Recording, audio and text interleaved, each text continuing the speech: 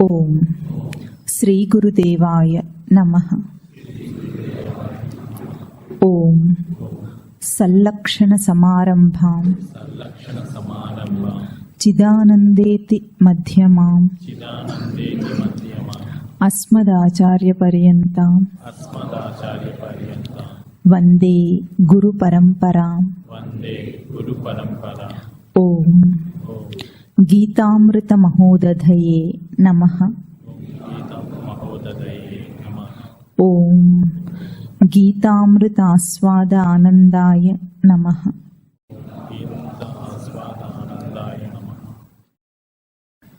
మొదటి అధ్యాయం 7వ శ్లోకం నుండి చెప్తాం.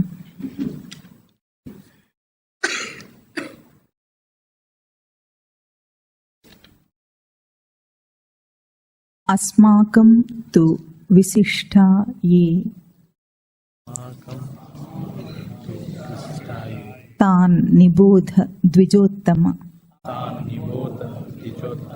నాయకా మమ సైన్యస్య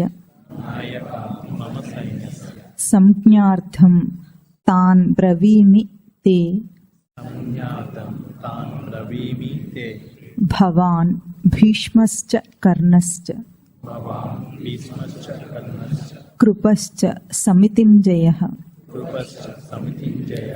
అశ్వత్థామా వికర్ణశ్చ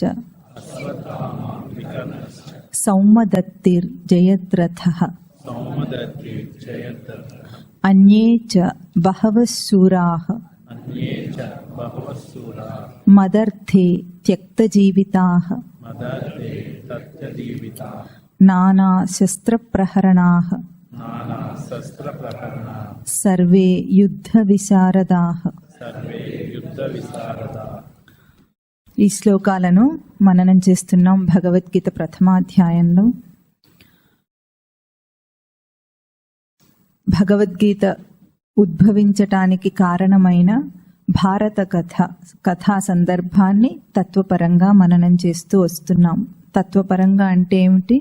మన జీవితంతో అన్వయం చేసుకుంటూ దాన్ని ఆ కథను మననం చేస్తున్నాం. ఇక్కడ దుర్యోధనుడు చెప్పిన మాటలు ఇవి.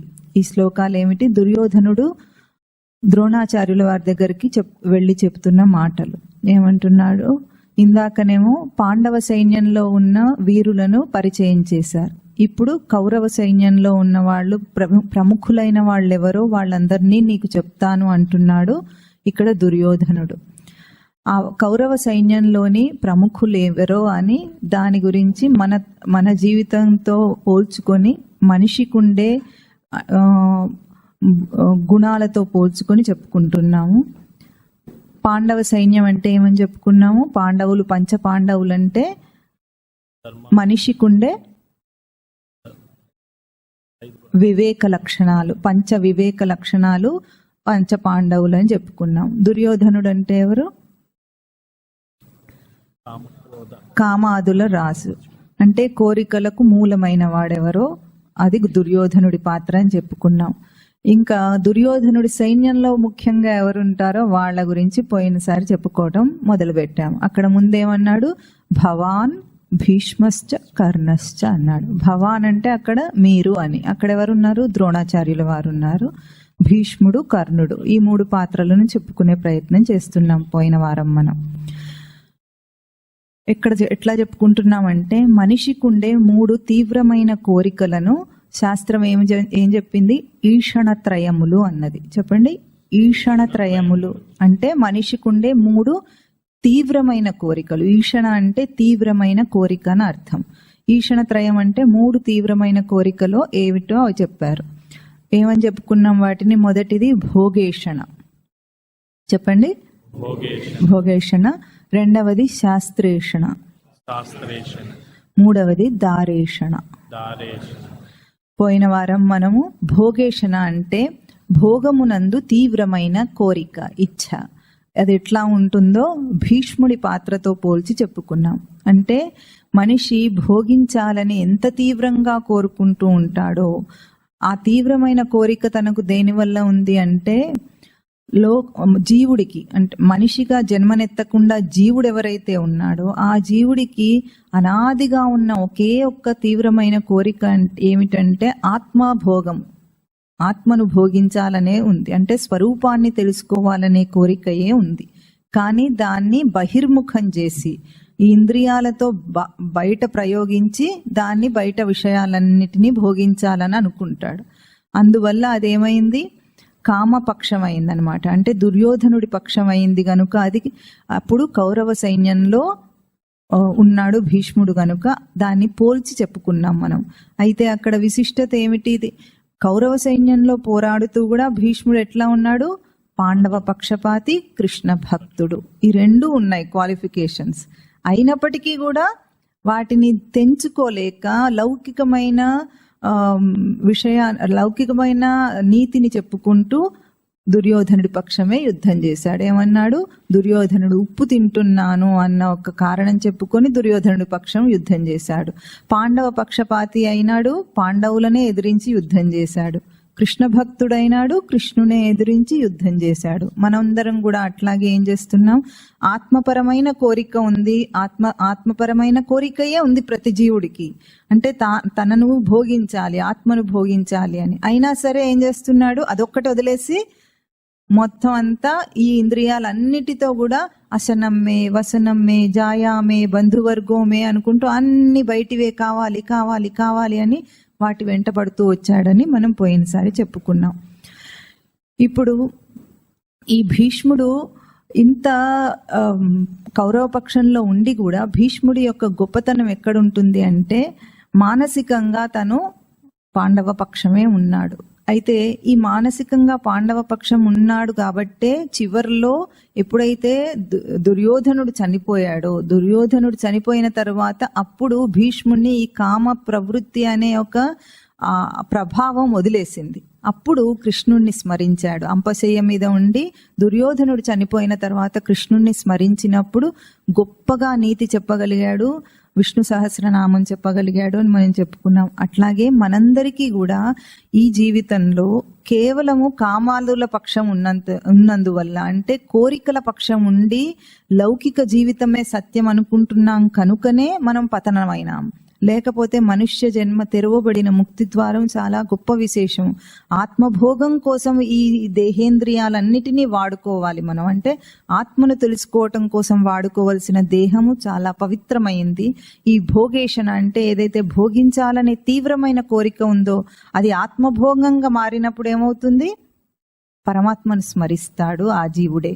ఏ జీవుడైతే ఇన్నాళ్ళు కామపక్షం ఉన్నాడో ఇప్పుడు ఆ జీవుడు ఏం చేస్తాడు, పరమాత్మను స్మరిస్తాడు. కనుక అన్నిటినీ మరల్చుకోవటం కావాలి. మనకు కావాల్సింది ఏమిటి, రచన స్పష్టంగా ఉంది, దేహ జీవిత రచన స్పష్టంగా ఉంది, కానీ మనం దాన్ని వ్యతిరేకంగా వాడుకుంటున్నాం కనుక తప్పయింది. అట్లాగే ఇప్పుడు రెండవది ఏమిటి అంటే శాస్త్రేషణ అన్నారు. అంటే శాస్త్రమునందు తీవ్రమైన కోరిక. మంచిదే కదండి, శాస్త్రమునందు తీవ్రమైన కోరిక మంచిదే, శాస్త్రాలు తెలుసుకోవాలి కదా. కానీ ఆ ఇచ్ఛ కోరిక ఎట్లా ఉందో ఈరోజు శాస్త్రేషణను కొంచెం అర్థం చేసుకుందాం. మనుషులు ఎట్లా అర్థం చేసుకుంటున్నారు. సాధారణంగా శాస్త్రాలన్నీ కూడా మనిషిని ఉద్ధరించడానికి ఉంటాయా, పతనం చేయటానికి ఉంటాయా? ఉద్ధరించటానికే ఉంటాయి. కానీ మనిషి ఏం చేస్తాడంటే లౌకిక దృష్టితో కోరిక ప్రభావం వలన అదే శాస్త్రాన్ని పతనం అవ్వడానికి వాడుకుంటాడు. ఎట్లా వాడుకుంటాడు, శాస్త్రాన్ని పతనం అవ్వడానికి ఎట్లా వాడుకుంటాడంటే ఇప్పుడు మనందరం కూడా అట్లాగే బ్రతుకుతున్నాం. ఎట్లాగంటే భగవద్గీతనే చెప్పుకొని లౌకిక ప్రయోజనాలకు దాన్ని అర్థాల్లో రాసుకుంటాడు. వ్యావహారిక అర్థాలు చెప్తారు, వేదాలకు వ్యావహారిక అర్థాలు చెప్తారు, అన్ని శాస్త్రాలకు వ్యావహారిక అర్థాలు చెప్పుకున్నప్పుడు ఏమవుతుంది, ఈ లౌకిక జీవితానికి సరిపడేటట్టుగా వాటి అర్థాలన్నిటిని సమర్థించుకుంటాడు. ఎట్లా మనకు అది ఎట్లా అర్థమవుతుందంటే యజ్ఞయాగాది క్రతువులు చేస్తారు లోకంలో, అవునా? శాస్త్రంలో ఉంది కదా, వేదాల్లో యజ్ఞాలు యాగాదులు చేయాలని ఉంది కాబట్టి చేస్తారు. లోకంలో చేస్తున్నారా ఇప్పుడు? యజ్ఞయాగాది క్రతువుల్లో అర్థం ఏమిటి అంటే ఏ అనుష్ఠానాన్ని అక్కడ చేస్తామో మనము యజ్ఞయాగాది క్రతువుల్లో ఆ అనుష్ఠాన ఫలం చేత మనిషి ఎదుగుతాడు. అనుష్ఠానం అంటే ఏమిటంటే నియమాచరణ. నియమబద్ధంగా చేస్తే యజ్ఞం అవుతుంది, కానీ ప్యాంట్ షర్ట్ వేసుకొని చేస్తే యజ్ఞం అవుతుందా? యజ్ఞం ఎవరు చేయాలండి? మాంసం తినని వాళ్ళు, ఉల్లిపాయలు వెల్లుల్లిపాయలు తినని వాళ్ళు, శిఖ ఉన్నవాళ్ళు, పంచ కట్టుకున్న వాళ్ళు అంటే ధౌతి కట్టుకున్న వాళ్ళు, నిష్ఠగా అనుష్ఠానాన్ని చేసేవాళ్ళు, నిత్య అనుష్ఠానం చేసేవాళ్ళు యజ్ఞం చేయాలి. అట్లాంటి వాళ్ళే చేయాలంటే ఎవరు యజ్ఞం చేయాలన్నా ఇవన్నీ చేయాలి. ఇవన్నీ ఆచరించి యజ్ఞం చేస్తే ఏమవుతుంది? యజ్ఞం వల్ల వచ్చే ఫలితము తనకు స్వర్గలోకం వస్తుందనో ఇంకెక్కడికో పోతాడనో అనుకోవద్దు. చంద్రలోకం వస్తుంది, ఆ లోకం వస్తుంది, ఏ లోకం రాదు. అనుష్ఠాన ఫలం వస్తుంది. అంటే ఏ నియమాన్ని తాను ఆచరించాడో ఆ నియమం తన స్వరూపమై తనను తెలుసుకోవడానికి ఆత్మ అంటే శుద్ధి చేస్తుంది తనను. అంటే చిత్తస్య శుద్ధయే కర్మ నతు వస్తూపలబ్ధయే. అంటే చిత్తశుద్ధి కోసమే యజ్ఞయాగాది క్రతువులను ఏ కర్మనైనా చేయమని చెప్పింది శాస్త్రం. వీడేం చేస్తాడు? తనకిష్టం వచ్చినట్టుగా సంకల్పాలు చెప్పుకొని కోరికలు తీరటానికి యజ్ఞాలు చేస్తారు. ఇప్పుడు ఎంతమంది లోకంలో యజ్ఞాలు చేసే వాళ్ళందరూ దేనికోసం చేస్తారు? కోరికలు తీరటం కోసమే కదా. ఉద్యోగాలు రావాలనో, పెళ్లిళ్ళు కావాలనో, ఇళ్ళు కట్టాలనో, ఇలాంటి కోరికలు కోరే ఆ యజ్ఞం చేస్తాడు. ఏ యజ్ఞము? శాస్త్రం చెప్పిన యజ్ఞం. ఇప్పుడు శాస్త్రాన్ని ఎట్లా మలుచుకున్నాడు? వాడికి కావాల్సినట్లుగా దాన్ని తిప్పేసుకున్నాడు అన్నమాట. ఇదే శాస్త్రేషణ అంటే. లోకంలో అందరూ భక్తులు అనుకుంటారు కదా. భక్తి అంటే ఏం తెలుసండి? లోకంలో ఏం తెలుసో చెప్పండి. నిజమైన భక్తి తర్వాత కానీ అసలు అందరు భక్తి అంటే ఏమనుకుంటారు? రోజు గుడికి వెళ్ళాలి, అవునా? దీపారాధన చేయటం భక్తి అనుకుంటారా మీరు? దేని భక్తి అనుకుంటారు? గుడికి వెళ్ళటం భక్తి అనుకుంటారు. పండగలకి ఇంకా వీడికి చాలా విచిత్రంగా ఏమిటంటే, మోరగుడిలో ఉన్నప్పుడు ఎవరో చెప్పారు, అక్కడ పండగలకి ఈ బలిస్తారట. అది ఇవ్వకపోతే చాలా పాపం అని భయపడిపోతారు వాళ్ళు. మాంసం తినొద్దని చెప్తే దేవుడికే కదా బలిస్తున్నాం, ఆ దేవుడు కోరాడట. ఏ శాస్త్రంలో అట్లా కోరింది రాసిపెట్టి లేదు. అయినా వీళ్ళు ఏం చేస్తారు? అది ఇవ్వకపోతే మాకు ఏదైనా అంటే వాళ్ళని ఆ రోజు కూర్చోబెట్టి మాంసం తినటం మానేయాలని చెప్తూ ఉంటే, మేము తినటమైనా మానేస్తాం కానీ బలి మాత్రం ఇవ్వటం మానేయని అన్నాడు అతను. ఎందుకంటే అట్లా బలి ఇవ్వకపోతే అమ్మవారికి కోపం వచ్చి తన ఇంట్లో ఏదైనా మరణం సంభవిస్తుందో, రోగాలు వస్తాయి, ఏదన్నా అవుతుందట. ఏ నష్టం వచ్చినా ఆవిడ అకౌంటే అది. ఇది బలి ఇవ్వనందుకు ఆవిడ అకౌంట్లో ఏ నష్టం వచ్చినా. ఇవన్నీ చేయకపోతే చచ్చిపోకుండా ఉంటాడా మనిషి? చెప్పండి. యాక్సిడెంట్లు కాకుండా ఉంటాయా? చెప్పండి. వీటి వల్లనే జరుగుతుందంటారా? దేవుడు ఎప్పుడైనా ఇట్లాంటివి చేస్తాడా? ఒక బలిని కోరి నన్ను పూజించమని అడుగుతాడా? అడిగితే దేవుడు అవుతాడా అసలు? ఒక ప్రాణిని హింసించి నన్ను తృప్తిపరచమని చెప్పేవాడు దేవుడు అవుతాడా? ఇవి శాస్త్రాల్లో లేవు. కానీ శాస్త్రాన్ని తప్పుగా సమర్థించుకొని, తప్పుగా వ్యాఖ్యానం చేసుకొని, అన్ని ఇట్లాంటివి ఇంకా నోములు వ్రతాలు చేసి అన్నిటికీ వ్రతానికి ఒక సంకల్పం ఉంటుందా లేదా? సంకల్పం లేని వ్రతం ఎప్పుడైనా చూసారా మీరు? ఏముంటుందండి ఆ సంకల్పంలో? మోక్షం వచ్చుగాక అని ఎక్కడైనా చూసారా సంకల్పం? మోక్షం రావాలి, జీవుడు తరించాలి అని ఎప్పుడైనా చూసారా? ఉండవు. అన్నిటికీ ఏముంటుంది? క్షేమస్థైర్య విజయ అభయ ఆయుర్ ఆరోగ్య ఐశ్వర్య అభివృద్ధి అర్థం ధర్మ అర్థ కామ మోక్షం చదువుతారో లేదా? ఒకవేళ చదివినా అందులో వీటితో పాటే అది కూడా చతుర్విధ ఫల పురుషార్థ సిద్ధ్యర్థం, అంతేనా? కానీ కేవలం ఆత్మధర్మం కోసమే ఉన్న శాస్త్రాన్ని వాడికి ఇష్టం వచ్చినట్లు చేస్తారు. దీన్ని భక్తి అంటారు. మళ్ళీ ఇంకేమంటారు? పూజలు చేస్తారు. ఇంకా వినాయకునితో ఆయనని పెట్టే హింస ఎవరిని పెట్టరేమో పాపం. ఆయన వినాయక చవితి దగ్గరకు వస్తుంది అనగానే పారిపోతాడేమో ఎక్కడికన్నా. ఈ భూమి మీద మాత్రం ఉండడు. ఎందుకు? ఆయనను ఎట్లా లాక్కొస్తారు, రోడ్డు మీదకి ఈడ్చుకొస్తారంటే సరిగ్గా డ్రైనేజ్ మ్యాన్ హోల్ మీద సీట్ చూసేస్తారు. దానికి వేస్తారా? కడుగుతారా అండి రోడ్డున? ఎప్పుడన్నా వినాయకుడిని పెట్టేటప్పుడు రోడ్డు కడగడం చూసారా మీరు? కడగరు. తీసుకొచ్చి చక్కగా అక్కడ కూర్చోబెట్టి ఒక పెద్ద సీట్ వేసి దాని మీద కూర్చోబెట్టి ఇంకా నానా చెత్త కార్యక్రమాలన్నీ ఆయన ముందే చేస్తారు. వచ్చి ఎప్పుడైనా మైకుల్లో వినండి, అక్కడ ఏం మంత్రం చెప్తాడో ఉండదు. వాళ్ళ ఇంట్లో వాళ్ళ పేర్లన్నీ, వాళ్ళ ఇంట్లో ఉన్న పిల్లలు పెద్దలు కుక్కలు అందరి పేర్లు చదివి సంకల్పం చెప్పాలి. అట్లా 100 మంది వస్తే 100 సంకల్పాలు చదవడం సరిపోతుంది. కానీ ఆయనకు మాత్రము ఒక్క శ్లోకం చదివిన పాపాన బోరు. చదివితే అది ఎట్లా ఉంటుంది? 5 నిమిషాలు సంకల్పం, అరగంట సంకల్పానికి 5 నిమిషాలు పూజ. ఇది భక్తి అనుకుంటారు. కాదంటే ఎంత అభిమానం వస్తుంది మనకు. అందరికి బాధగా ఉంటుందా లేదా? ఏమిటి ఇట్లా వెక్కిరిస్తున్నారు, మనం వెటకారం చేస్తున్నారు మా భక్తిని అనిపిస్తుందా? ఒక్క విషయం తెలుసుకోండి తల్లులారా, తండ్రులారా, అజ్ఞానంతో పూజ చేస్తే అది పూజ కాదు. ఇట్లాంటివన్నీ లోకంలో ప్రసిద్ధి అయినాయి కదా, ఒక్కసారి వీటి మీద ఆలోచన విచారణ చేయండి. ఇట్లా ఉండుంటుందా శాస్త్రంలో అని ఒక్కసారి ఆలోచించండి. ఇంత తెలివి అయిన మనిషి కదా, ఇంత చదువుకున్నాడు, తెలివితేటలున్నాయి, అన్నిట్లో ఇంత ఉండగా అయినా ఆ మూర్ఖత్వం ఏమిటి? ఎవరో ఎప్పుడో చెప్పారని మా ఇంట్లో అందరు ఇట్లాగే చేస్తున్నారండి, మా ఇంట్లో ఇట్లాగే చేయాలండి, ఈ పద్ధతి మేము మానమండి, ఈ పద్ధతి మానేస్తే ఏం నష్టం జరుగుతుందో అని ఎంత మనిషి ఇందులో కూరుకుపోయి ఉన్నాడు చూసారా? దీన్ని శాస్త్రేషణ అంటారు. అంటే శాస్త్రాన్ని తన కోసం తప్పుగా వాడుకుంటాడు. ఇంకా ఇవి సామాన్యుల శాస్త్రేషణ. పండితులు ఉంటారు, వాళ్ళ శాస్త్రేషణ ఇంకా చాలా ఘోరంగా ఉంటుంది. ఎట్లా ఉంటుందంటే అన్ని శాస్త్రాలకు వ్యాఖ్యానం రాస్తారు. ఎందుకు? సంస్కృత భాష పాండిత్యం వాళ్ళకు ఉంది కనుక వాళ్ళు వ్యాఖ్యానాలు రాయగలరు. కానీ అన్ని వ్యాఖ్యానాలు లౌకిక పరంగానే ఉంటాయి. పారమార్థిక విలువని చెప్పే శాస్త్రానికి లౌకికపరమైన వ్యాఖ్యానాలు చేసి వాటిని ప్రసిద్ధం చేసి, అంటే పాపులర్ చేసి లోకంలోకి వదిలేస్తారు. సంస్కృత భాషను వాళ్ళు పాడు చేస్తారు. అంటే మూలం వాళ్లే, తప్పు చేసేది వాళ్లే. తర్వాత వాళ్ళు చెప్పింది విని చెడిపోయే సామాన్య ప్రజలు. ఇద్దరు దొందే. అంటే కొలిచేవాడు గుడ్డివాడే, కొలిపించుకునేవాడు గుడ్డివాడేనట. అట్లాగే ఆ పురోహితులు చెప్పడం సరిపోతుంది, ప్రజలు చేయటము సరిపోతుంది. ఇది భక్త్యా? భక్తి అంటే ఇప్పుడు ఈ లోకంలో ఏమిటంటే వ్యాపారం. నేను ఇంత ఇస్తాను, నాకేమిస్తావు? ఇది భక్తి అవుతుందా అండి? చెప్పండి. అట్లా చెయ్యొచ్చా అసలు? అది కూడా ఎప్పుడు లాస్ లో నడిచేది. భగవంతుని పరంగా ఎప్పుడు లాస్ లోనే ఉండే వ్యాపారం. వీడు ఒక్క కొబ్బరికాయ కొడతాడు, కోరికలు అనేకం ఉంటాయి. అట్లా అందరూ కొబ్బరికాయలు కొట్టేసి అనేకమైన కోరికలు కోరుతుంటే ఆయన తీరుస్తుంటే ఆయన నష్టంలో ఉండడా? చెప్పండి. కొబ్బరికాయకే కదా అది ఫలితం అయితే అది నష్టం కాదా? మీరైతే అట్లాంటి వ్యాపారం చేస్తారా? అంటే భగవంతుణ్ణి దేనికి వాడుకుంటున్నాం మనం? శాస్త్రాన్ని దేనికి వాడుకుంటున్నాం? ఏం చెప్తుంది శాస్త్రము? తెలుసుకునే ప్రయత్నమే చెయ్యము. ఇప్పుడు లోకంలో అన్ని విద్యలు మనము తెలుసుకున్నామా లేదా ప్రయత్నపూర్వకంగా? డాక్టర్ అవ్వాలంటే ఊరికేనే అయిపోతాడా? చాలా కష్టపడి నీట్ ఎగ్జామ్ రాసి సీట్ తెచ్చుకొని మెడికల్ కాలేజ్కి వెళ్ళి చదువుకొని అవుతాడా? ఎట్లా అవుతాడు?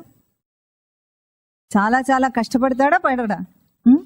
కానీ మనం శాస్త్రాన్ని ముట్టుకోకుండా, ఎప్పుడు చేయి కూడా పెట్టకుండా, భగవద్గీత అంటే ఏమిటోనే అస్సలు తెలియకుండానే పూజలు చేసేసుకుంటూ అది చాలా పవిత్రమని ఊహించేసుకొని లోకంలో అందరు ఏది చేస్తే అదే సత్యమేమో అనుకొని అట్లాగే బ్రతికేస్తాడు. హిందూ ధర్మాన్ని నాశనం చేస్తుంది హిందువులు, అన్య మతస్థులు కాదు, హిందువులే వాళ్ళ ధర్మాన్ని. ఈరోజు ప్రతి ఒక్కడు యూట్యూబుల్లో అక్కడ ఇక్కడ హిందూ ధర్మం మీద, రామాయణం మీద వ్యాఖ్యానాలు చేస్తుంటే మనం ఎందుకు మాట్లాడలేకపోతున్నాం చెప్పండి? అవగాహన లేదు కాబట్టి. అవగాహన లేకపోవటం వాళ్ళ తప్ప మన తప్ప? మన తప్పు. మన శాస్త్రాన్ని, మన ధర్మాన్ని మనం తెలుసుకోకుండా సరిగ్గా దాన్ని సమాధానం చెప్పే స్థితిలో కూడా మనం లేకుండా దాన్ని మనం మాత్రం హిందువులము, భక్తులము కాదంటే ఎవరికైనా కోపం వస్తుంది. ఇది సరైందా? ఇక్కడ కావాల్సింది ఏమిటంటే వ్యంగ్యం చేయటం కాదు, వెక్కిరించటం కాదు, విచారణ చెయ్యండి. మీరు వివేకాంశం గల పాండవులు, కౌరవులు కాదు. వివేకాంశం మానవ జన్మలోనే ఉంది. ఇన్ని సాధించాడు తెలివితో, మరి ఇది మాత్రం ఎందుకు చేయకూడదు? మన ఋషులు మునులు తపస్సు చేసి ఎన్ని సాధించారు వాళ్ళు? ఎట్లా తెలుసుకున్నారు వాళ్ళు? విచారణ కంటే మించిన తపస్సే లేదు. విచారణ గొప్ప తపస్సు. కొంచెం వివేకం పెట్టి ఆలోచించు చేసే పనిని. ఇది భక్తే అవుతుందా? ఇట్లా చెప్పుకుంటే వాళ్ళు ఇంత శాస్త్రాలు చదివి ఒక్కరికన్నా దంభం దర్పం పోతుందా? పండితులకి, పురోహితులకి పోతోందా? పోవటం లేదు. సామాన్యులకి పోవటం లేదు. దంభం దర్పం అంటే కామమా, కామక్రోధ లోభ మోహాలకు సంబంధించిందా, వివేకానికి సంబంధించిందా? అప్పుడు వాళ్ళు దుర్యోధన పక్షం ఉంటారా, పాండవ పక్షమా? చిన్న విషయాలు మనకు తెలియదు అనుకుంటాం. మనం కావాలని చేయటం లేదు. ఇవి ఎవరు కావాలని చేయటం లేదు. కేవలం దీన్ని అనాలోచితం అంటారు. అంటే ఆలోచన లేకుండా, విచారణ లేకుండా గుడ్డెద్దు చేలో పడ్డట్టు అన్నమాట. గుడ్డెద్దు చేలో పడటం అంటే అర్థమవుతుందా మీకు? చేనుంది, పొలం ఉంది, దానికి కంచె కట్టలేదు, అప్పుడు గుడ్డెద్దు దాంట్లో దూరింది, అది ఏం చేస్తుంది? అది తినదు, చేనంతా పాడు చేసి కూర్చుంటుంది. అట్లాగే విచారణ లేని హిందువుల వల్లనే ఈరోజు హిందూ ధర్మం నాశమై కూర్చుంది. ఇప్పుడు మనం కావాల్సింది ఏమిటి? అట్లా పూర్వం అందరూ చేశారు కాబట్టి ఈ కాలం పిల్లలు ఎట్లా తయారయ్యారంటే అసలు వాళ్ళకి శాస్త్రం అంటేనే ఇవన్నీ మూఢనమ్మకాలు ఏమిటండి మీకు అని మాట్లాడతాడు, తీసి పారేస్తాడు. అసలు వాడు మొత్తం నాస్తికుడు అయి కూర్చుంటాడు, లేకపోతే గుడ్డి భక్తుడు అన్న అవుతాడు. కోరుకుంటే దేవుడు ఏదో చేస్తాడు అనుకునే గుడ్డి భక్తుడు అవుతాడు, లేకపోతే నాస్తికుడు అవుతాడు. ఎందుకు? విచారణ అనేది వాడికి నేర్పించలేదు గనక. మన రామాయణ కథలో ఎప్పుడైనా నీతి నేర్పించామా ఒక్కసారైనా పిల్లలకు? చెప్పండి. 21 సంవత్సరాలు వాడిని డిగ్రీ దాకా చదివిస్తున్నాం కదా, ఒక్కరోజన్నా శాస్త్రంలో ఉన్న విషయాన్ని మనం తెలుసుకొని వాళ్ళకి నేర్పించే ప్రయత్నం చేశామా? రామాయణ, భారత, భాగవత కథలు ఎంత నీతి చెప్తున్నాయో మనకు తెలియదా? అనేకమైన రూపాల్లో నీతి చెప్పటానికి ప్రయత్నం చేస్తే అదేది తెలియకుండా పెంచేసి వాడిని ఒక నాస్తికుణ్ణి, మూర్ఖుణ్ణి తయారు చేశాము. ఈరోజు ఎవరి తప్పు? తల్లిదండ్రుల తప్పు. తల్లిదండ్రులు అందరే. సమాజం అంటే ఎవరు? వీళ్ళే, అంతేనా? సమాజం అంటే మనమా? కుర్చీలు, గోడల? మనమే కదా సమాజం అంటే. మరి ఆ సమాజం చెడిపోయిన కారణం ఏమిటి? ఈరోజు శాస్త్రేషణ అయితే తప్పుగా సమన్వయం చేసుకుంటాడు. లేకపోతే ఈరోజు చదువులు శాస్త్రం అనుకుందాం, చదువులనే. ఈ డిగ్రీలన్నీ దేనికోసం అండి? పెద్ద పెద్ద డిగ్రీలు రాసుకుంటారు కదా పేరు పక్కన. సన్యాసించిన వాళ్ళు కూడా డిగ్రీలు రాసుకునే ప్రబుద్ధులు ఉన్నారు. సన్యాసిస్తే మొత్తం ఆత్మశార్థం పెట్టుకుంటాడు వాడు. పేరు లేదు, ఏమీ లేదు, కులగోత్రాలు అన్ని వదిలేసిన వాడికి డిగ్రీ ఎందుకండి? సన్యాసులు కూడా ఆ దంభం దర్పమే ఉంది. అంటే లోకం ఎంత లౌకిక దృష్టితో ఉంది. పురోహితులు, సామాన్యులు, సన్యాసులు, పండితులు అందరూ లౌకిక దృష్టి, తత్వదృష్టి, రెండు భేదం బాగా గుర్తించండి. తత్వదృష్టితో చేస్తే ఏది తప్పు కాదు, లౌకిక దృష్టితో చేస్తే ఏదైనా తప్పే. లౌకిక దృష్టి అంటే ఈ జన్మలో ఈ జీవితమే సత్యం అనుకోవటం లౌకిక దృష్టి.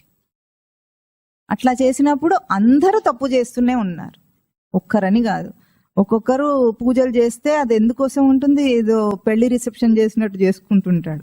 పెళ్లి రిసెప్షన్ అట్లా చేయకూడదు, పూజ కూడా అట్లాగే చేసుకుంటాడు. ఇంకా భక్తులం అనుకొని ఏం చేస్తారు? చేతి వేళ్ళకి ఏం పెట్టుకుంటారండి? ఉంగరాల్లో వెంకటేశ్వర స్వామి, శివుడు అట్లాంటివి పెట్టుకుంటారా? పెట్టుకుని ఏం చేస్తాడు? చక్కగా నాకుతూ ఉంటాడు రోజు దాన్ని. నువ్వు పవిత్రం అనుకున్నావు కదా. భగవంతుడు అంటే భగవంతుడి ప్రతిరూపం, సాకార రూపం, నిర్గుణ నిరాకార తత్వం అందలేదు అనుకుందాం. సరే, సాకార రూపమే. సాకార రూపం తప్పు కాదు, సాకార ఆరాధన తప్పు కాదు. ఇట్లా చేస్తే తప్పు అవుతుంది, దాన్ని అపవిత్రం చేస్తే తప్పు అవుతుంది. శాలువ నిండా ఓం నమ శివాయ, ఓం నమో నారాయణ అని రాసుంటుందా? దాన్ని కప్పుకుంటాడు. ఒంటి చెమటంటే దానికి పడుతుందా? అంటే పవిత్రమైన నామము, నిన్ను తరింపజేసే నామం అది. దాని మీద రాసి భక్తి అనుకున్నాం, విచారణ లేదు. దాన్ని విప్పి ఎక్కడ పారేస్తాడండి? మురికి బట్టల్లో పారేస్తాడా లేదా? మురికి బట్టల్లో మురికితో, అన్ని మురికి బట్టలతో దాన్ని ఉతికి, ఇప్పుడు దేన్ని ఉతుకుతున్నాడు? బట్టను ఉతుకుతున్నాడా, నామాన్ని ఉతుకుతున్నాడా? చెప్పండి. ఇవన్నీ దేని వల్ల చేస్తున్నారు? తప్పని కూడా తెలియటం లేదే. అన్నిటికంటే బాధాకరమైన విషయం ఏమిటంటే వాడు తప్పు చేస్తున్నాడని కూడా తెలియకుండా నేను భక్తుడిని అనుకుంటున్నాడు. పాపం అనుకుంటున్నాడా లేదా? ఉంగురాల్లో, లాకెట్లలో దేవుణ్ణి పెట్టుకుంటారు. దేవుడు అంటే మనం ఏమనుకున్నాం? పవిత్రమైన ఒక స్వరూపం. పవిత్రమైన స్వరూపాన్ని తీసుకెళ్లి ఎక్కడ పడితే అక్కడ పెడితే అది పవిత్రం అవుతుందా, అపవిత్రం అవుతుందా? దానికి ఒక విలువ లేదా? చెప్పండి, ఉందా లేదా? ఇక మన క్యాలెండర్లలో దేవుళ్ళకైతే లెక్కలేదు. క్యాలెండర్లో దేవుళ్ళ పటాలు వేస్తారు, తర్వాత ఏమవుతున్నాయి అవన్నీ చెప్పండి? ఎక్కడ అమ్ముతారు వాటిని? పాత పుస్తకాల రద్దీల్లో అమ్మేస్తున్నారా లేదా? వాడు తీసుకుపోయి బఠానీలు పొట్లాలు కట్టడానికి వాడుకుంటాడు దాన్ని. అవునా కాదా? చెప్పండి, ఇవి జరుగుతాయా లేదా లోకంలో? ఇప్పుడు మనం దేన్ని పొట్లం కట్టాము? దేవుణ్ణి పొట్లం కట్టామా, పేపర్ పొట్లం కట్టామా? మరి అంత చులకన ఎందుకు చేయాలి? ఇది భక్తే? అంటే తెలియకుండానే ఇదంతా శాస్త్ర సమ్మతం అనుకుంటాడు. ఇంకా శాస్త్రమే చెప్పింది కావాలని అనుకుంటాడు. ఎవరిని అడగడు. పోనీ ఎవరన్నా అడుగుతారా? ఏదైనా పూజ చేయించినప్పుడు ఒక్క మంత్రంలో ఏదైనా ఒక అర్థం చెప్పమని ఎవరన్నా అడుగుతారా? పురోహితుడిని అడగరు. అడగకపోవటం మంచిది అనుకుంటాడు ఆయన. ఎందుకంటే ఆయన కూడా సరిగా తెలియదు కనుక. అడిగితేనే కష్టం వస్తుంది, అడగకపోతే ఇంకా మంచిది అనుకుంటాడు. పెళ్ళి అంటే ఏమిటండి? వేద మంత్రాల సాక్షిగా చేస్తారు. 30 దేవతలను ఆవాహన చేస్తారు. వీళ్ళు ఏం చేస్తుంటారు? ఫోటోగ్రాఫర్ ఫోటో తీస్తూ ఉంటే పోజులు ఇస్తూ ఉంటారు వీళ్ళు. పురోహితుడిని కూడా నువ్వు జరుగు అంటారు పక్కకి. అంటారా లేదా? జరిగి అని వీళ్ళిద్దరూ పోజులు ఇస్తూ ఉంటే అక్కడ ప్రేక్షకులందరూ కూర్చొని చూడాలట. ఇది పెళ్లి. పెళ్ళేనా ఇది? అందుకే ఇట్లా చేస్తున్నారు కాబట్టే పెళ్లిళ్ళన్నీ పెటాకులై కూర్చుంటున్నాయి. 4 రోజులు కూడా వాళ్ళు కాపురం చేయరు. ఫోటోలు మాత్రం 4 లక్షలు ఉంటాయి. 1000 కూడా దాటిపోయి ఉంటాయి ఈ పాటికి. ఇది శాస్త్రమా? ఇది ధర్మమా? శాస్త్రాన్ని తప్పుగా అన్వయించుకుంటే శాస్త్రేషణ అంటారు దాన్ని. దానికి ఉదాహరణ కథలో ఎవరంటే దానికి ఉపమానము ద్రోణాచార్యుడు. భీష్ముడేమో భోగేషణ, ద్రోణాచార్యుడు శాస్త్రేషణ. చెప్పటానికి భీష్మ ద్రోణులు ధర్మాత్ములు పుణ్యాత్ములు లాగా కాదా? చెప్పండి, అవునా కదా? మనం వాళ్ళకి సరిసాటి రాము. అయినా సరే వాళ్ళు కౌరవ పక్షం. బాగా గుర్తించాలి. భారత కథ ఎట్లా వేరు చేసింది ధర్మ వివేకం చేయించింది జీవుడి చేత. ఎందుకు? అందరూ వీళ్ళు పుణ్యాత్ములనే అనుకుంటారు కదా. ద్రోణాచార్యుడు కూడా ఎట్లాగండి? కృష్ణ భక్తుడా కాదా? కృష్ణ భక్తుడు, పాండవ పక్షపాతి, అవునా కాదా? అయినా కృష్ణుణ్ణి ఎదిరించాడు, పాండవులను కూడా ఎదిరించి యుద్ధం చేశాడు. ఎందుకు ద్రోణాచార్యుడు శాస్త్రేషణ అంటే ద్రోణాచార్యుడు విలువిద్య నేర్పించే గురువు అయ్యుండి ఆయనకు మళ్ళీ పాండవ పక్షపాతి అని తెలియటానికి రుజువు ఏమిటంటే మనకు ఆయనకు అర్జునుడు అంటే చాలా ప్రీతి. అట్లాగే ఆయన కొడుకు అశ్వత్థామ అంటే కూడా చాలా చాలా ప్రీతి. ఇద్దరి యందు ప్రీతి ఉంది. అయితే దీనికి అంటే అర్జునుడి మీద ఎక్కువ ప్రీతి చూపించాడు అని చెప్పటానికి ఆయనకు తెలిసిన విలువిద్యనంతా కూడా అర్జునుడికి మొత్తం నేర్పించాడు. ఏది వదలలేదు, దాచిపెట్టుకోలేదు. అస్త్రశస్త్రాలన్నీ కూడా ఆయన బోధ చేశారు. అశ్వత్థామకు కూడా చేశారు. అయితే బ్రహ్మశిరోనామకాస్త్రం అని ఒక అస్త్రం. ఆ అస్త్రాన్ని ముందు విలువిద్యలో ఎట్లా ఉంటుందంటే అస్త్రములు శస్త్రములు అని 2 రకాలుగా ఉంటాయి. అస్త్రములు అంటేనేమో మంత్రించి వేసేవి.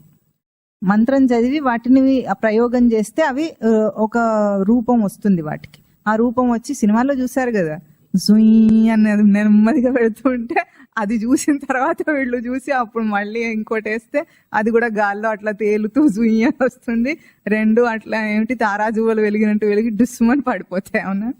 అట్లా అస్త్రములు శస్త్రములు 2 రకాల్లో. అస్త్రములేమో మంత్రించి వేసేవి, శస్త్రములేమో లోహంతో తయారు చేసేవి. అంటే తూణీరంలో బాణంలో తూణీరం ఉంటుంది, దాంట్లోంచి తీసివేసేవి శస్త్రములు.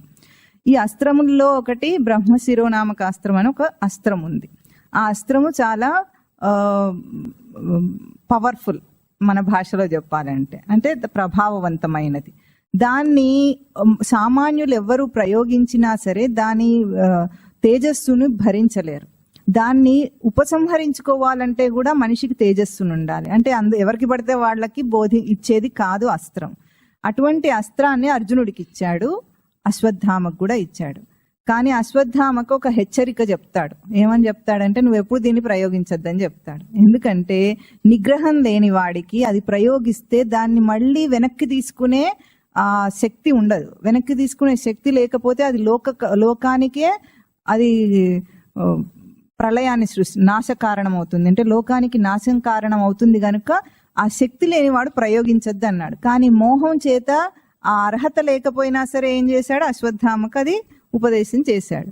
అర్జునుడికి మాత్రం అట్లాంటి నిబంధన పెట్టలేదు. ఎందుకు? అర్జునుడు వివేకం ఉన్న సాధకుడు, నిజమైన సాధకుడు, వివేకం ఉన్నవాడు కాబట్టి, ఆ సాధన తేజస్సు ఉంది కాబట్టి, ఇంద్రియ నిగ్రహ తేజస్సు ఉంది కాబట్టి అర్జునుడికి మాత్రం ఎటువంటి నిబంధన పెట్టలేదు. అంటే దీంట్లో మనకి ఏమర్థమైంది? ఆయనకు అర్జునుడు ఎందు పక్షపాతం ఉందా లేదా? ఉంది. ఇట్లాంటి పక్షపాతం ఉన్నప్పటికీ కూడా మరి ఎందుకు కౌరవ పక్షంలో ఉన్నాడు యుద్ధం చేసేటప్పుడు అంటే, ఇప్పుడు ఆయన ఏమన్నాడు, ఈ కౌరవులకు పాండవులకు ఇద్దరికి విలువిద్య నేర్పించింది ఎవరు? ద్రోణాచార్యుడు. అంటే ఇద్దరికి సమానంగా గురువే కదా, సమానంగా కదా, ఒకరి యందు ఎక్కువ తక్కువ భావం ఏం లేదు కదా. అయినా సరే ద్రోణాచార్యుడు కూడా భీష్ముడు లాగానే నేను కౌరవుల ఉప్పు తింటున్నాను అన్నాడు. ఎట్లా తిన్నాడు ఉప్పు? ఇప్పుడు ఎప్పుడైతే రెండు రాజ్యాన్ని సగభాగం చేసి దుర్యోధనుడికి ధర్మరాజుకి ఇచ్చేశారు కదా, ఇచ్చినప్పుడు ఇద్దరు సమానమే కదా. అప్పుడు పాండవులు ధర్మపక్షం అని తెలుసుకొని దుర్యోధనుడు అధర్మపక్షం అని తెలుసుకొని అధర్మపక్షం ఉండను నేను ధర్మపక్షం ఉంటానని వెళ్ళాలి కదా. ఆ విచారణ చేసుకోకుండా లౌకిక దృష్టితోనే ఏమన్నాడు, కురు రాజ్యం వైపే నేను ఉంటాను అన్నాడు. ఎప్పుడన్నాడు?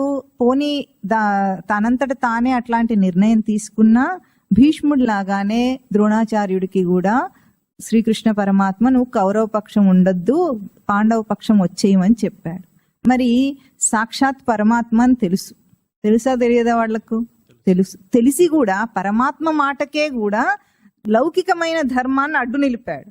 నేను ఉప్పు తిన్నాను అన్నాడు. ఉప్పు ఎక్కడ తిన్నాడు? తినలేదు. ధర్మరాజు అయినా అంతే కదా, ఎవరైనా ఒకటే, ఏ పక్షమైనా ఉండొచ్చు, దాంట్లో ఆంక్ష ఏం లేదు. భీష్ముడికైనా నేను ఆ వంశానికి చెందిన వాడిని అక్కడ ఉంటానన్నాడు, అది కూడా లెక్కకు తప్పే.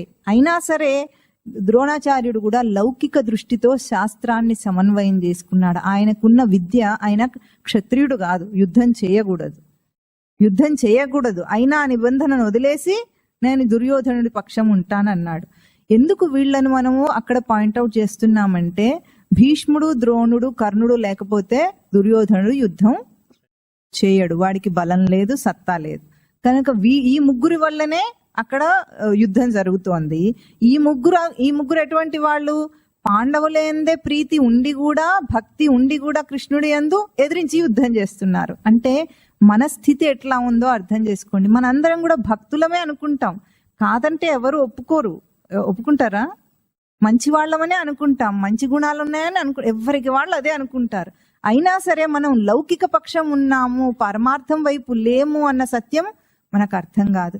లోకంలో విద్యలన్నీ నేర్చుకున్న విద్యలన్నీ ఏమనిపిస్తాయంటే ఇదే వివేకం అన్నట్లుగా మనకు తెలియజేస్తాయి. ఇప్పుడు ఈ రోజు తెలివైన వాడంటే ఎవరండి లోకంలో?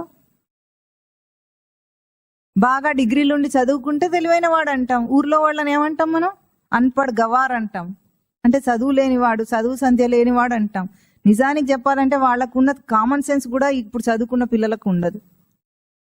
అంటే శాస్త్రమునందు ఇచ్ఛ, లౌకిక విద్యలందు కోరిక, ఇచ్ఛ, ఇవన్నీ ఏం చేస్తాయంటే మనిషిని ఇదే వివేకం అన్నట్లుగా మైమరపిస్తాయి.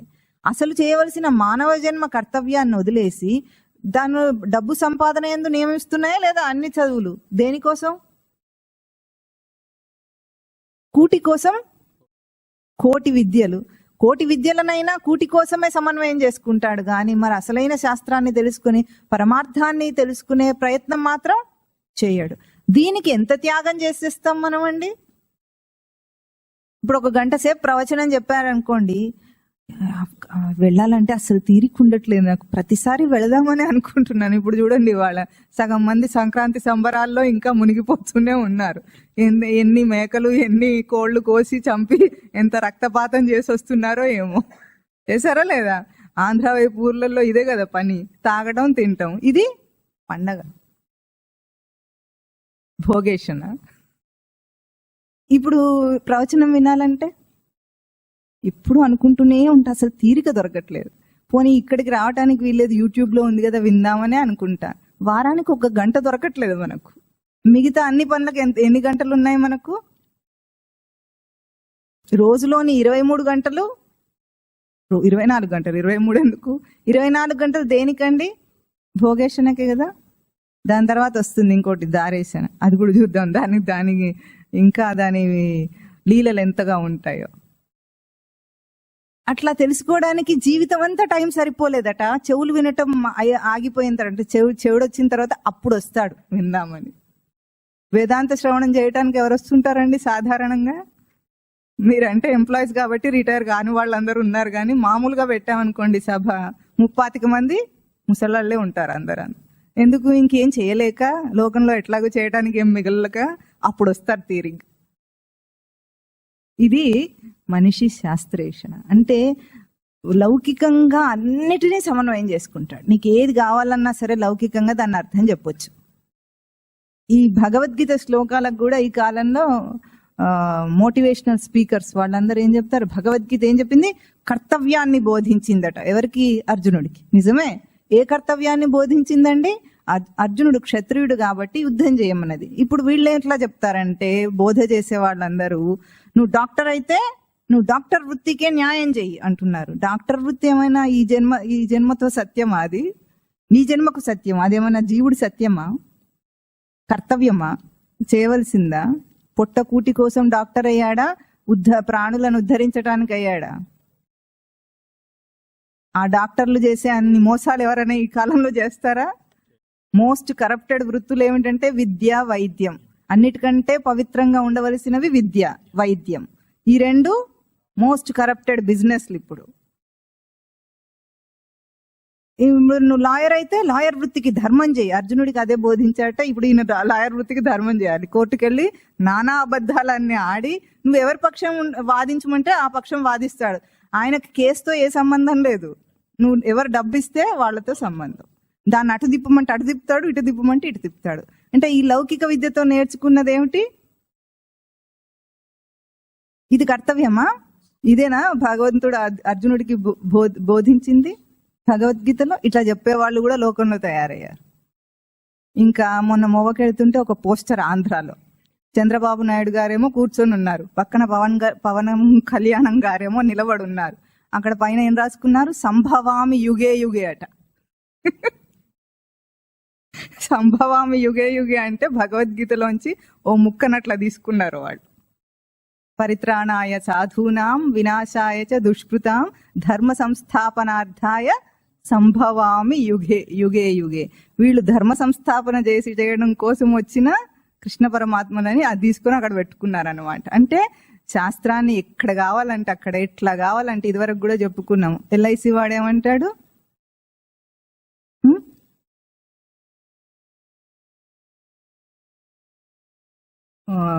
ఇదే వాళ్ళ క్యాప్షన్ ఏమిటి ఎల్ఐసి వాళ్ళది,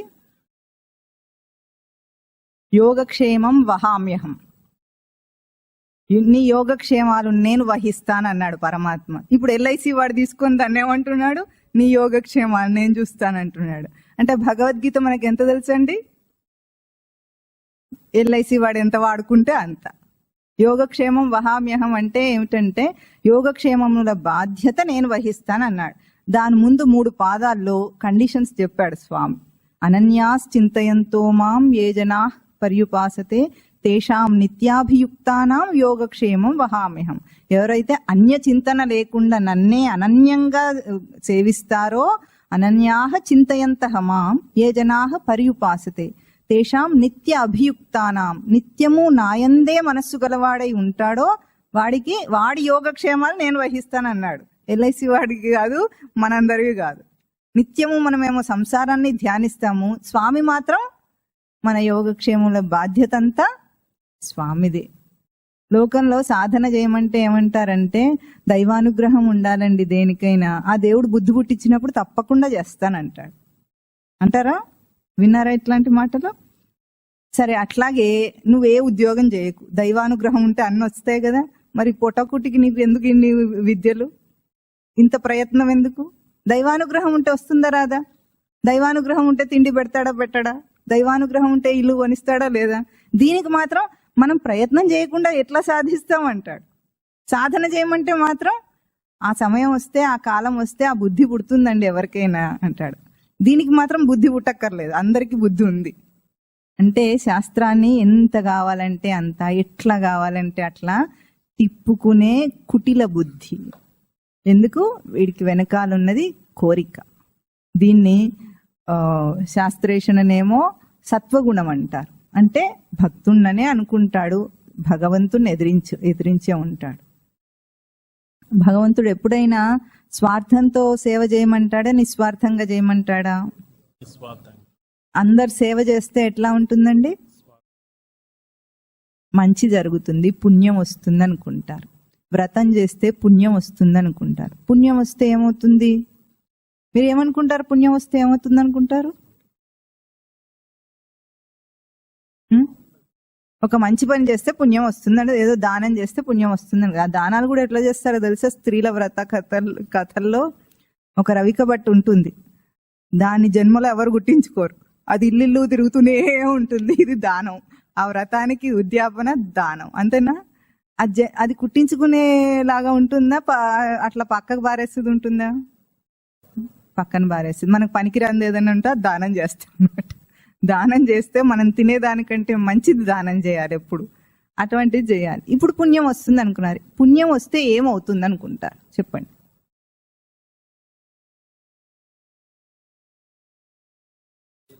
స్వర్గానికి వెళ్దామని అనుకుంటారా? అది కూడా చెప్పాడు స్వామి. త్రైవిద్యామాం సోమపాహ పూతపాపాహ యజ్ఞైరిష్ట్వా స్వర్గతిం ప్రార్థయంతే తే పుణ్యమాసాద్య సురేంద్రలోకం అశ్నంతి దివ్యాన్ దివి దేవభోగాన్ తే తం భుక్త్వా స్వర్గలోకం విశాలం క్షీణే పుణ్యే మర్త్యలోకం విశంతి. ఏదో ఇట్లాంటి పుణ్యాలన్నీ చేస్తే స్వర్గలోకం వస్తుంది అనుకుంటారు. స్వర్గం అంటే ఏమనుకుంటారు? స్వర్గం అంటే ఇంద్రుడు ఉంటాడు, అప్సరసలు ఉంటారు, మనకేం తెలుసు, చక్కగా డాన్స్ చేసుకుంటూ ఉంటారు ఎప్పుడు, అక్కడ సుఖమే సుఖము, అసలు దుఃఖమే ఉండదని అనుకుంటారు. ఈ తప్పుగా చేసే పూజలు వ్రతాలకు చేసే స్వర్గలోకం ఎంతసేపు వస్తుందో తెలుసా మీకు? ఒక జన్మంతా ఏదైనా చాలా చేస్తే అప్పుడు 3 నిమిషాల స్వర్గలోక ప్రాప్తి వస్తుంది. అంతదాకా ఏం చేస్తారు? అక్కడికి వెళ్ళడానికి 1 నిమిషం అయిపోతుంది. అక్కడ చూసి లోపలికి వెళ్ళిరా అంటాడు గేట్ కీపర్. వెళ్ళి రమ్మంటే అట్లా మీరు చూసి రావాలి, విస్తుపోయి. ఆ స్వర్గం అంటే అమెరికా లాగా ఉంటుంది అనుకుంటారు. అమెరికా చూసారు ఎప్పుడన్నా? చూడలేదు. స్వర్గం చూసారు ఎప్పుడన్నా? చూడలేదు. రెండు చూడకుండా రెండింటిని పోల్చి స్వర్గం అంటే అమెరికా అనుకొని, అమెరికా అంటే స్వర్గం అనుకొని ఇప్పుడు అందరూ అమెరికాకు వెళ్ళిపోతారు. అక్కడికి వెళ్ళి ఏం చేస్తారు? స్వర్గలోకంలో మనకి ఇచ్చిన 3 నిమిషాలు ఉంది కదండి, అట్లా వెళ్ళి అట్లా చూసి వచ్చే లోపల నీ టైం అయిపోయింది వెళ్ళిపో అంటాడు. ఆ బ్రహ్మ భువనాల్లోకాహ పునరావర్తినో అర్జున. మళ్ళీ ఈ మర్త్యలోకానికే రావాలట.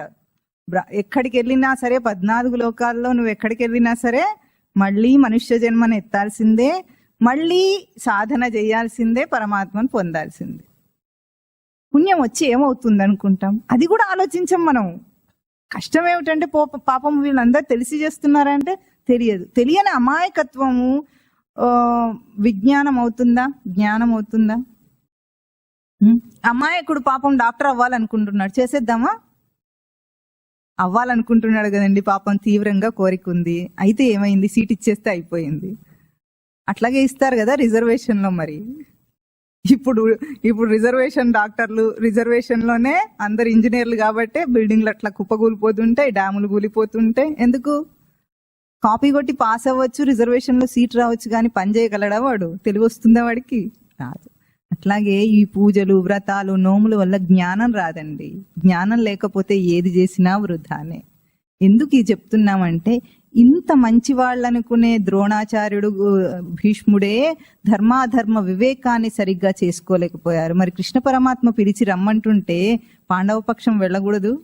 వేరే ఇంకా ధర్మాలు ఉన్నాయి. పరమాత్మ స్వయంగా చెప్పినా సరే ఇంకా ధర్మాలు ఉంటాయా మనకు? కానీ వాళ్ళు అట్లా సమర్థించుకున్నారు.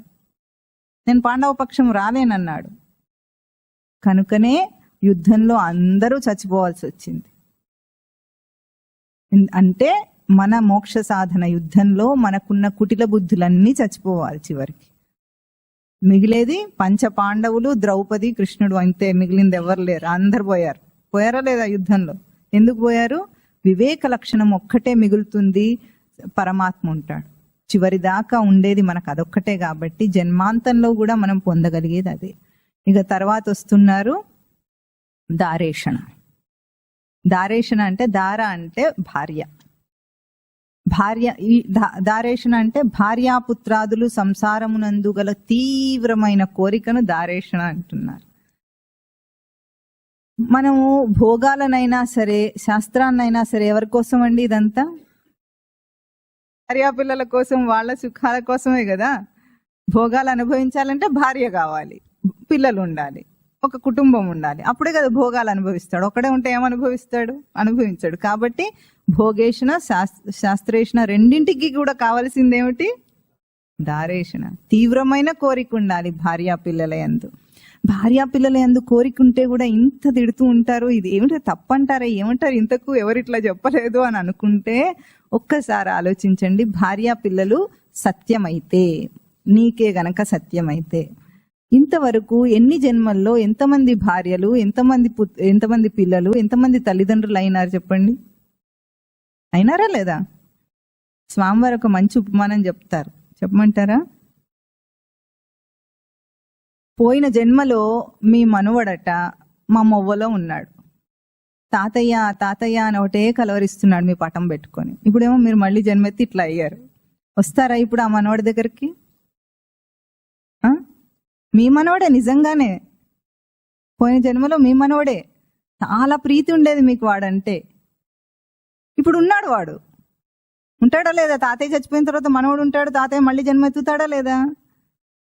ఇప్పుడు మనవాడు పెద్దవాడై ఉంటాడు, తాతయ్య చిన్నవాడు ఉంటాడు. అయినా సరే తాతే, మనవాడు మనవడే. మీరు వస్తారా? పిలుస్తున్నాడు, ఏడుస్తున్నాడు వాడు మీకోసం. ప్రతిసారి తద్దినం పెట్టినప్పుడల్లా తాతయ్య తాతయ్య అని తలుచుకొని గారెలు అల్లపచ్చడి తినేస్తున్నాడు. వస్తారా? పోయిన జన్మలో చాలా వ్యామోహం ఉండింది కదా. అంటే ఈ జన్మ బంధాలు ఈ దేహంతో పోల్చినవే గాని జన్మాంతరంగా వెళుతున్న జీవుడి ప్రయాణంలో వీళ్ళు ఎంతసేపు ఇవన్నీ సత్యం చెప్పండి? పోయిన జన్మలో భార్య ఉంది, ఇప్పుడు కలుస్తుంది, ఎప్పుడు ఏమంటారు? భార్యలాగా చూస్తారా? తల్లిదండ్రులు ఉన్నారు, పోయిన జన్మలో తల్లిదండ్రులు ఇప్పుడు మళ్ళీ చిన్న చిన్నగా పుట్టారట ఎక్కడో, రమ్మని పిలుస్తున్నారు, వెళ్తారా? దేహం మారిపోతే ఇంతేనా బంధాలు? 7 జన్మల బంధాలు కదా ఇవన్నీ, కాదా? అది గుర్తించాలి. ఇప్పుడు పెళ్లి చేసుకున్నందుకు చేసిన అపరాధం ఏం లేదు, కానీ ఆ అపరాధం ఎప్పుడవుతుంది అంటే భార్యను ఒక వ్యక్తిగా బంధించకండి. భార్యను చేసి బంధించద్దు, భర్తను చేసి బంధించద్దు, పిల్లలను చేసి బంధించద్దు. Don't personify a being and establish your rights. వాళ్ళ మీద హక్కును చూపించద్దు. నా వాళ్ళు వీళ్ళ కోసం ఏ అన్యాయాలైనా అక్రమాలైనా ఏదైనా చేస్తా నేను. ఇంతమంది ఇన్ని చేస్తుంది ఎవరి కోసం? భోగేషణను రక్షించుకోవాలి, దానికోసము దారేషణ కావాలి. కాబట్టే ఇంత సంసారం కోసం ఇంత చేస్తున్నావు కదా, ఈ సంసారంలో నీకు సుఖం వచ్చిందా? ఇది వేదాంతం ఎందుకు మాటిమాటికి చెప్తుందంటే, నువ్వు శాశ్వత సుఖ స్వరూపుడివి. నువ్వు శాశ్వత సుఖానికి నువ్వే అడ్రస్ అయ్యుండి నువ్వు తాత్కాలిక సుఖాల కోసం జన్మనంతా వృధా చేస్తున్నావు. మానవ జన్మ ఏమిటి? ధర్మక్షేత్రం. మానవ దేహం కురుక్షేత్రం. ఆ కురుక్షేత్ర యుద్ధం అంటే మోక్ష సాధన యుద్ధం. ఇది మనం చేసే యుద్ధం అంటే. అయితే ఏం చేయాలి? వీళ్ళందరినీ చంపేయాలా? భార్య పిల్లల్ని అందరినీ చంపేసి ఉద్యోగం సద్యోగం అన్ని వదిలేసి సన్యాసం తీసుకోవాలా? సన్యాసం తీసుకున్నా కూడా మనసులో వాళ్ళని వదిలిపెట్టకపోతే రామేశ్వరానికి వెళ్ళినా, మీకు ఇది బాగా తెలుసు. అంటే ఏమిటండి రామేశ్వరానికి వెళ్ళినా శనేశ్వరం తప్పదంటే అర్థం ఏమిటి?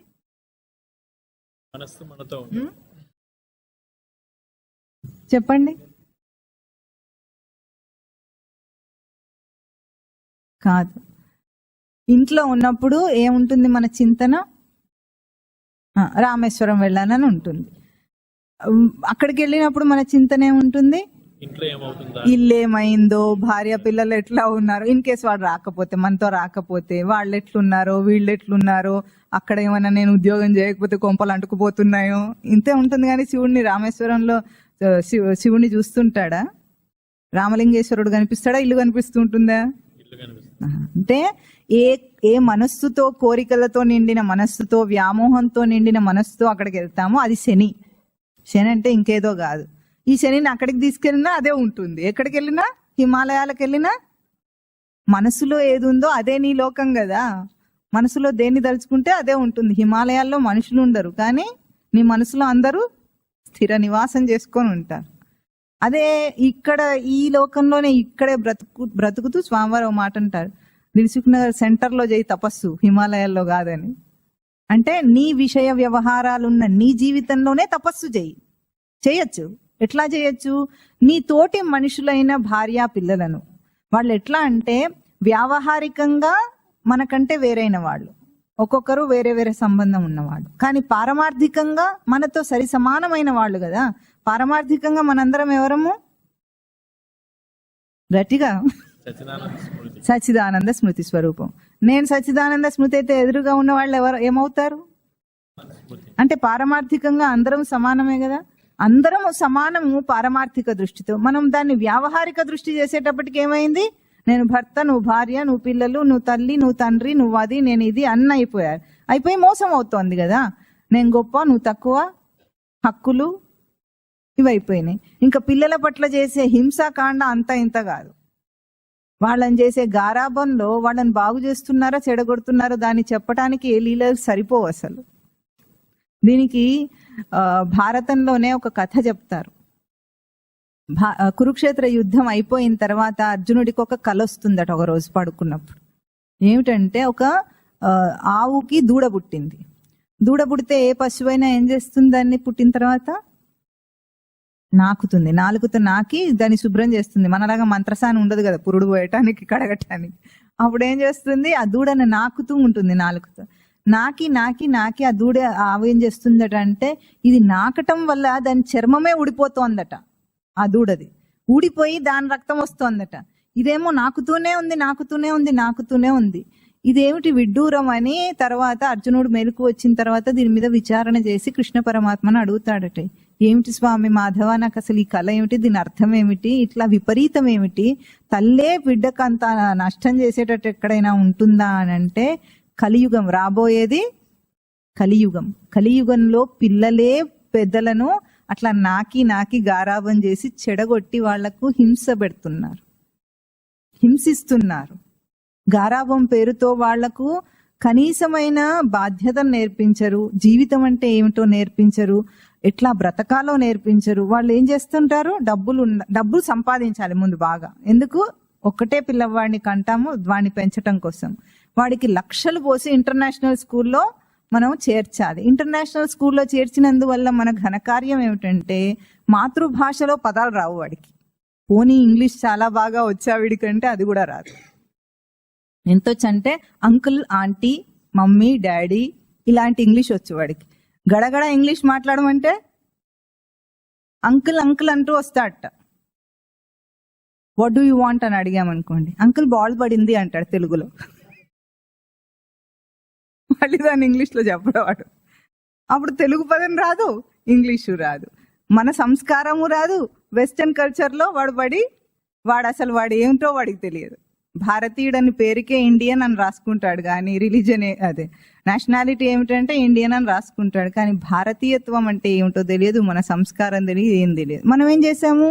అన్ని వసతులు ఇచ్చేసి వాడికి. దీనికి కూడా ఇంకో హాస్యం ఏమిటో తెలుసా మీకు? ఒక పిల్లవాడట పుచ్చకాయ ఏ రంగులో ఉంటుందండి?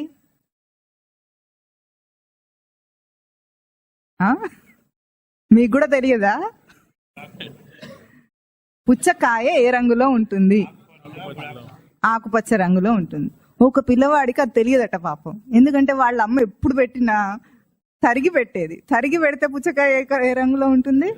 ఎరుపు రంగులో ఉంటుంది. పుస్తకంలో ఏం చూపిస్తున్నారు పాపం? ఆకుపచ్చ రంగులో ఉంది. ఇది ఎట్లా పుచ్చకాయ అవుతుంది? నేను తిన్న పుచ్చకాయ ఎప్పుడు ఇట్లా లేదే అని వాడు అనుకుంటున్నాడంటే. అంటే వాడికి పుచ్చకాయ ఇట్లా ఉంటుంది, వాడు ముందు తరగరనమాట. వడ్డించిన విస్తరి చేస్తాం జీవితాన్ని. ఆ వడ్డించిన విస్తరిలో వాడు తినే పదార్థం రావటానికి వెనుక జరుగుతున్న కార్యక్రమం ఏమిటో, అది ఎక్కడి నుండి వస్తుందో వాడికి ఏమీ తెలియదు. వాడికి ఏం తెలుసు? సూపర్ మార్కెట్కి వెళ్తే మనకు బియ్యం ఎక్కడి నుండి వస్తాయంటే వాడు ఏమంటాడు? సూపర్ మార్కెట్ అంటాడు, కానీ పొలంలో రైతు పండిస్తాడన్న ఇంగిత జ్ఞానం కూడా నేర్పించటం లేదు మనం. రైతు ఎంత కష్టపడితే వస్తుందో, ప్రకృతికి దానికి ఎంత సహకరిస్తే మనకు తిండి వస్తుందో, ధాన్యం వస్తుందో మనకు తెలియదు. ఈరోజు మనం సిగరెట్ తాగకుండా బ్రతకగలం, కానీ సిగరెట్లు తయారు చేసేవాడు కోటీశ్వరుడు అయి ఉంటాడు. అవునా? మందు తాగకుండా మనం బ్రతకగలమా? లేదా? బ్రతకగలం, కానీ మందు తయారు చేసేవాడు కోటీశ్వరుడయ్యే ఉంటాడు. అట్లాంటివి ఏవేవి లేకపోయినా, మనం అవి లేకపోయినా బ్రతకగలమైనా వాళ్ళందరూ కోటీశ్వరులు ఉంటారు. మనం తినే అన్నం తినకపోతే బ్రతకలేము. అన్నం పండించే రైతు కోటీశ్వరుడు ఉంటాడా? ఉండడు. అంటే మన వ్యవస్థ ఎట్లా నడుస్తుంది? దేనికి విలువనిచ్చి నడిపిస్తున్నాం మనం? మన భోగాల కోసం ఏదేదైతే అందరు సప్లై చేస్తున్నారో, బట్టలు, ఇంకా చెప్పులు, ఇంకేమేమి ఉంటాయో మరి అవన్నీ ఇచ్చేవాళ్ళు కోటీశ్వరులు. అవి లేకపోతే మనం ఉండగలమా లేదా? అంటే ఎట్లా బ్రతుకుతున్నాం మనం? మన ప్రీతి ఏమిటి? కొంచెం కూడా విచారణ లేని జీవితాలు. ఇది పోనీ లౌకికానికి బాగుందా? పోనీ పరమార్థం పక్కన పారేయండి కాసేపు. లౌకికానికి చాలా సంతోషంగా ఉందా? సమాజం బాగుందా? ఇది బాగుందా? పూర్వం బాగుందా? పూర్వం కష్టం సుఖం అన్ని అర్థమయ్యేటట్లు పిల్లలను పెంచేవాళ్ళు. ఈ రోజు ఎట్లా ఉంటుంది? వాడు పారాడితే మోకాలు పాడైపోతాయి. వాడికి పారాడటానికే ఉంది కాలు, నువ్వు కప్పి పెట్టడానికి లేదు. వాడు నడక నేర్చుకోవాలి. బుడిబుడి నడకలు నడుస్తూ ఉంటే, కింద పడుతూ ఉంటే లేవగలనని తెలివి వాడికి రావాలి. నువ్వు కింద పడనివ్వకపోతే వాడికి లేవగలనన్న కాన్ఫిడెన్స్ ఎట్లా వస్తుంది? అందుకే ఇప్పుడు ఆత్మహత్యలు ఎందుకు చేసుకుంటారు? 10th క్లాస్ ఫెయిల్ అయినా ఆత్మహత్య, గేమ్స్ ఆడొద్దని తల్లి తిట్టినా ఆత్మహత్య, లేకపోతే హత్య, 2 చేస్తున్నారట. ఇప్పుడు హత్యలు ఆత్మహత్యలు 2 చేస్తారు. దేనికోసం అండి ఇవన్నీ? 10th క్లాస్లో ఫెయిల్ అయినా సరే, ఇంకా లేకపోతే పక్కింటి వాడికి ఎక్కువ మార్కులు వచ్చి నాకు తక్కువ మార్కులు వస్తాయి, వీడికి డిప్రెషన్ వస్తుంది, ఆత్మన్యూనతా భావాలు వస్తాయి. ఇలాంటివన్నీ ఎందుకు వస్తున్నాయంటారు? డిప్రెషన్ అంటే ఏమిటండి? న్యూనతాభావం, అంతేనా? ఎందుకు వస్తుంది ఇది? లోకంలో వీళ్ళందరికీ ఎందుకు వస్తుంది ఇప్పుడు డిప్రెషన్ అనేది? ఒక పెద్ద రోగం, మీకు తెలుసా అది? ఎందుకు వస్తుంది అది? నేను తక్కువ వాడిని అనుకోవటం వల్ల, నేను సాధించలేని వాడిని, నేను ఏదో చెయ్యాలి, నేను చేయటం లేదు. అదే కదా న్యూనతాభావం అంటే ఏమిటి? తక్కువ వాడిని, నేను ఏదో చెయ్యాలి గొప్పగా, నేను తక్కువ వాడిని. ఇప్పుడు అది ఎందుకు వచ్చింది? ఇప్పుడు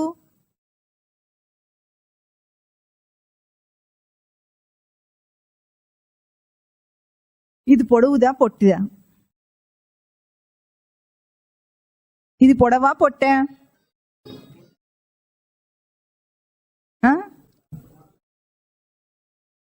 ఇది పొడుగు కాదు, పొట్టి కాదు. దీని పక్కన ఏదైనా పెట్టేదాకా పోలిక లేకపోతే ఇది ఏది కాదు. దీనికంటూ ఒక ఎంటిటీ ఉంది, దీనికి ఇది గొప్ప, అంతేనా? ఇప్పుడు ఇది తక్కువ ఎప్పుడవుతుంది? దీని పక్కన నిలబెడితే ఇది తక్కువ అవుతుంది పాపం, అవునా? దీని పక్కన పెడితే ఇది పొడవయింది. అంటే పోలిక. ఇప్పుడు న్యూనత గొప్పతనం ఎట్లా వస్తాయి? పోలిక వల్ల. ఈరోజు పిల్లలందరూ డిప్రెషన్లోకి ఎందుకు వెళ్తున్నారు? పోలిక వల్ల. ఎప్పుడు పక్కవాడితో పోల్చుకోవటమేనా? మనకంటూ ఒక జీవితం, మనకు అస్తిత్వం లేదా, వ్యక్తిత్వం లేదా, ఏది లేదా, గొప్పతనం లేదా? అది లౌకికంగా కూడా నేర్పించట్లేదు. పారమార్థికంగా వాడు ఎట్లాగో గొప్పవాడే, కానీ లౌకికంగా కూడా అది తెలియటం లేదు కదా. ఏం పెంచుతున్నాం? మళ్ళీ చాలా ప్రేమ వీళ్ళ మీద ఉందంటారు. ఇది ప్రేమనా, పగనా? ఆలోచించండి, తల్లిదండ్రులే కదా మీరందరూ. ప్రేమనా, పగనా? పగ. తల్లిదండ్రులు అంత కర్కోటకులు ఇంకెవ్వరు ఉండరేమో లోకంలో. కషాయి వాళ్ళు చెడగొట్టడానికి, ఒక జీవుణ్ణి చెడగొట్టడానికి నీకేం హక్కుంది? సత్రాగత జన సముదాయాహివ ఏతే సమ్మిళితే భవంతే శంభుంభజ మానస శంభుంభజ సతతం. సత్రాగత జన సముదాయాహివ అంటే సత్రం అంటే తెలుసు కదా మీకు. ఏదైనా ఊరికి వెళ్ళామనుకోండి, ఒక దాంట్లో బస చేస్తారు సత్రం అంటే. అక్కడ పక్కగా అన్ని గదుల్లో అందరూ ఉంటారు. కాసేపు అందరూ బాబాయ్ గారు, పిన్ని గారు, పెదనాయన గారు అనుకుంటారా లేదా? అట్లాగే ఈ భార్య, పిల్లలు, భర్త అవన్నీ కూడా సత్రాగత జన సముదాయాహివ ఏతే సమ్మిళితే భవతి. కాసేపు నాటకం. ట్రైన్లో వెళ్తారు, ట్రైన్లో సీట్ నాది అంటాడా లేదా? ఎవడైనా వచ్చి కూర్చుంటే ఇది నా సీట్ బాబు అంటాడు. నీదే నాది, కొనుక్కున్నావా? ఎంతసేపు మనది? ఆ టికెట్కి విలువ కట్టి ఆ ప్రయాణానికి మాత్రమే నీది, అంతే కదా. అట్లాగే ఈ జన్మ నాదంటే ఎంతసేపు? దేహంలో ఉన్నంతసేపే కదా. నాదండి, లేవండి, నేను నాది అంటాడు. కాసేపు స్టేషన్ వస్తే ఏం చేస్తాడు? దిగిపోతాడు. అంతదాకా అందరూ కూర్చొని ఫ్రెండ్స్ అయిపోతారు. అందరూ ఫోన్ నెంబర్లు ఇచ్చుకుంటారు, చాటింగ్ చేసుకుందాం అంటారు. మా వాడి పెళ్ళికి మిమ్మల్ని పిలుస్తాం, మీ వాడి పెళ్ళికి మమ్మల్ని పిలవండి అంటారు. ఫ్రెండ్స్ అయిపోతారు. ఆ తర్వాత స్టేషన్ దిగగానే ఎక్కడి వాడు అక్కడికి వెళ్ళిపోతాడు. అంతేనండి ఇవన్నీ కూడా. భార్య కాదు. భార్య ఎవరు చెప్పండి గట్టిగా. మొహమాటంగా ఉందా? భార్య ఎవరండి? భార్య భార్యనే అయితే ఎవరైనా సరే ఏమేమంటే పలుకుతుందా భార్యలాగా ఆవిడ? మీరు ఒక్కరే పిలిస్తే పలుకుతుందా? ఆవిడ భార్యనా? కాదు. ఎవరు? జీవుడు. నిజంగా అయితే సచ్చిదానంద స్మృతి స్వరూపం. భర్త ఎవరు? ఏమండి అంటే అందరు ఎవరు ఏమండి అన్నా వెళ్ళిపోతారా మీరు? వెళ్ళిపోరు కదా. మీరందరు భర్తలా? కాదు. ఎవరు? సచ్చిదానంద స్మృతి స్వరూపం. అట్లాంటి అది సత్యమై ఉండగా ఈ నాటకంలో ఎందుకు వ్యామోహాలన్నీ? ఇప్పుడు వాళ్ళని చంపేయద్దు, మీరేమి వదిలేయద్దు, ఏమీ చేయొద్దు. చూసే దృష్టి మార్చుకోండి. చూసే దృష్టి మార్చుకొని పారమార్థిక దృష్టితో పెంచండి. పిల్లలను పారమార్థిక దృష్టితో పెంచండి. భార్యాభర్తలు పారమార్థిక దృష్టితో సహవాసం చేయండి, కామదృష్టితో కాదు. కామదృష్టి అనేది అన్నిటికంటే నీచమైంది. పిల్లలు పుట్టడానికి ఆ ప్రక్రియ అంతే, దాని తర్వాత ఆ ప్రక్రియ ఉండకూడదు. కామదృష్టి లేదు. సహవాసం చేసి ఇద్దరు కూడా ముక్తి సాధనలో ఉన్నారు. ఇద్దరు కూడా జీవుడు వచ్చిందెందుకు దేహానికి? ఈ బంధంలో పడటానికి కాదు. ఇది దారేషణ. దీనికి పాత్ర ఎవరు? కర్ణుడు. కర్ణుడు ఎవరు? పాండవులకు అన్ననే కదండి కథాపరంగా. పాండవుల కన్న అంటే కుంతిపుత్రుడు. కుంతికి పుట్టినవాడే కదా. కుంతిపుత్రుడు అయినా సరే కర్ణుడు ఏమయ్యాడు? దుర్యోధన పక్షం ఉన్నాడు. సరే, రహస్యం తెలియదు, కర్ణుడికి ఒక్కడికి తెలుసు, మిగతా ఎవరికి తెలియదు. తెలిసిన తర్వాత కూడా పాండవ పక్షం వెళ్ళలేదు. ఎందుకు?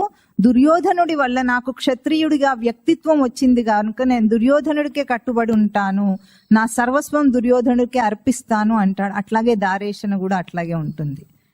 ఇంత వేదాంతం అంతా వింటారా? ఇక్కడ చాలా బాగుంటుంది మీకు విన్నప్పుడు, అవునా? అట్లా ఇంటికి వెళ్ళగానే ఏముంటుందండి? చిమ్మ చీకటి ఆవరించినట్టు మొత్తం ఆ లౌకిక దృష్టి, లౌకిక జీవిత సత్యాలు, ప్రేమలు, ఆప్యాయతలు ఇవే కనిపిస్తాయి. కానీ విచారణ చేసుకునే వివేకం వస్తే వాడు అర్జునుడు అవుతాడు. బాగా గుర్తుంచుకోండి, ఈ కథలోని పాత్రలు అన్ని దాటుకొని ఎవరు అర్జున పాత్రకు వెళ్తారో అప్పుడు భగవద్గీత మొదలు పెట్టాలి మనం. అందుకే పాత్రలన్నిటినీ క్షుణ్ణంగా తెలుసుకుంటున్నాం. అందరూ శత్రువులే అవుతారు, అర్జునుడు ఒక్కడే వీరుడు. అర్జునుడికి ఒక్కడికే భగవద్గీత, ఇంకెవరికి కాదు. అందరికీ చెప్పలేదు కదా. పరమస్వామి వారు చెప్తూ ఉండేవారు ఏమనంటే, ఎట్లాగో అడిగాడు అర్జునుడు, ఇప్పుడు భగవద్గీత చెప్పాలి కదా. అట్లాగ అనుకొని ఒక పెద్దగా టెంట్ వేయండి, శామ్యాన వేయించండి, పెద్దగా అందరిని పిలిపించండి. అక్కడ అంతమంది లక్షల మంది ఉన్నారు కదా, వాళ్ళందరినీ పిలిపించండి. కురురాజుకు ఫ్రంట్ సీట్ లో VIP సీట్ వేయండి. భీష్మ ద్రోణులు ఉన్నారు, వాళ్ళందరినీ పిలవండి. అక్కడ ధర్మరాజు ఉన్నాడు, ధర్మం కదా. ధర్మరాజు అంటే ఏమిటి? ధర్మానికి స్వరూపం. ఆయనను పిలవండి అన్నాడా? ఎవరినైనా పిలిచాడా? ఎందుకు? ఒకసారి చెప్పేస్తే పని అయిపోయేది కదా, అప్పుడు యుద్ధమే ఉండదు.